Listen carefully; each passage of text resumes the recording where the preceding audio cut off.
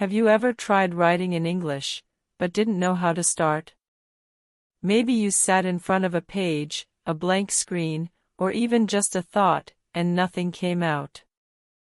That's not because you're bad at English. It's because language doesn't always come from study. Sometimes, it comes from quiet places, small moments, and real stories. And that's why learning English through storytelling is one of the best ways to improve, not just your grammar, but your voice. If you're ready to discover your voice in English, like this video, leave a comment, and subscribe to Lingtrack.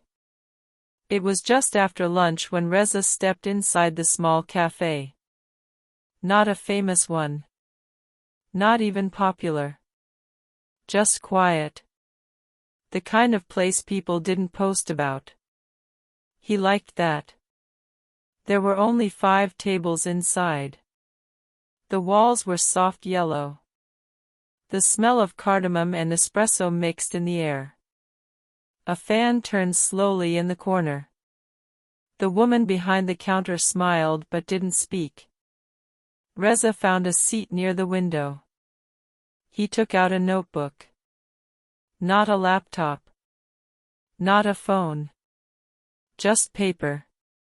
And a pen. The page was empty. But in his mind, a line had already started. He looked outside. A woman with red gloves walked past, laughing on the phone. A boy chased a pigeon into the street.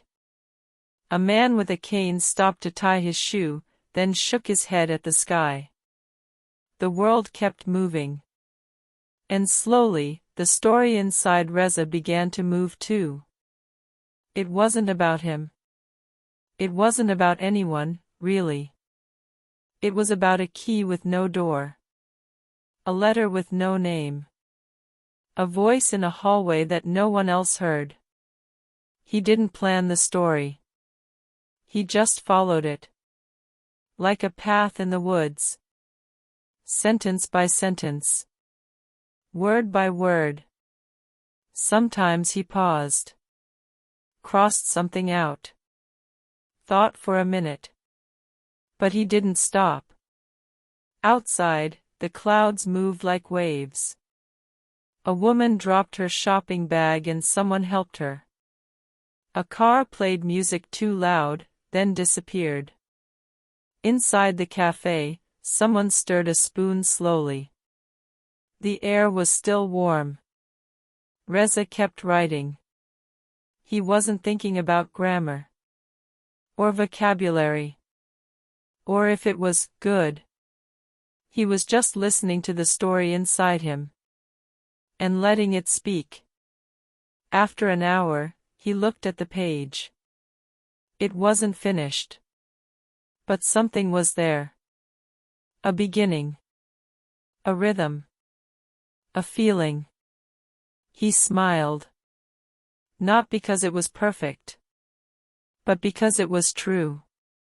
He closed the notebook, left a few coins on the table, and walked back into the afternoon. The city didn't notice him. But that didn't matter. He had made something. In English. In silence. In a small cafe no one talks about. And somehow, that felt like enough.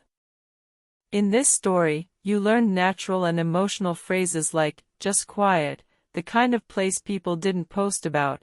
The story inside Reza began to move, a key with no door, and he wasn't thinking about grammar. These expressions help you sound more fluent and creative when telling personal or reflective stories.